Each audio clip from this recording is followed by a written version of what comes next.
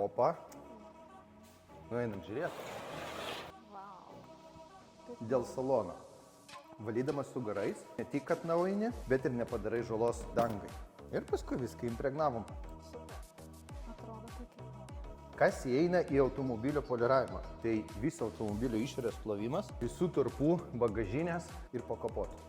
Prieš atiduodant automobilį turi būti visur viskas švaru.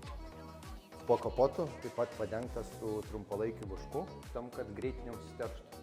Tai yra įskaičiuota į poliravimo kainą. Nes kiti sako, čia pas šitą poliravimo kainą tokia, pas šitą tokia, pas trečią tokia. Taip, dengiasi visas keramikinė danga, stoglangis yra stiklinis ir stoglangis padengtas atskirai stiklo danga.